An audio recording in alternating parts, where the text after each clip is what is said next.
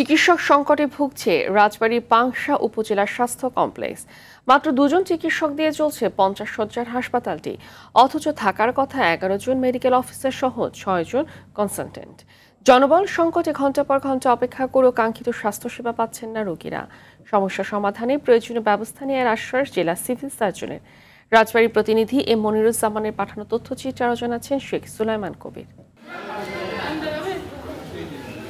রাজবাড়ীর পাংশা উপজেলার 3 লাখ মানুষের চিকিৎসা সেবার ভরসাস্থল পাংশা উপজেলা স্বাস্থ্য কমপ্লেক্সটি। তবে চিকিৎসক ও জনবল সংকটে হাসপাতালটিতে জনভোগান্তি চরমে পৌঁছেছে।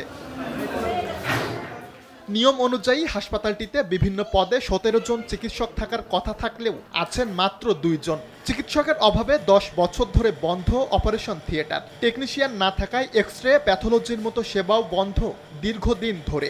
এতে হাসপাতালে এসে যেমন কাঙ্ক্ষিত সেবা পাচ্ছেন না রোগীরা, তেমনি অন্যান্য হাসপাতালে রেফার করায় বাড়ছে চিকিৎসা ব্যয়। যে টেস্টগুলো দিয়েছে সে টেস্টগুলো পাংশা হাসপাতালে হয় না। সকাল 10টায় আসছিল, তেমন তার আসি নাই, রাত্রে আসবে কিনা তা কবে। গ্যাস দেওয়ার দরকার ইমার্জেন্সি, এখন যদি সেই গ্যাস নাই থাকে মেশিনই নষ্ট। পাংশা স্বাস্থ্য কমপ্লেক্সের বহির্বিভাগে প্রতিদিন প্রায় 400 রোগী সেবা নিতে আসেন। তবে মাত্র 2 জন চিকিৎসক থাকায় সেবা দিতে হিমশিম খেতে হয় তাদেরকেও। আমাদের রাজবাড়ী জেলায় প্রায় 23 জন ডাক্তার যারা সংযুক্তিতে অন্যান্য জায়গায় কাজ করতেছেন, এর মাঝে পাংশার ডাক্তার আছে।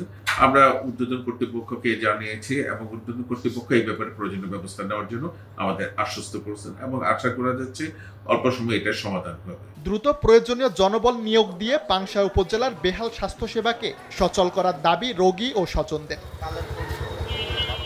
সুলাইমান কবির, RTV।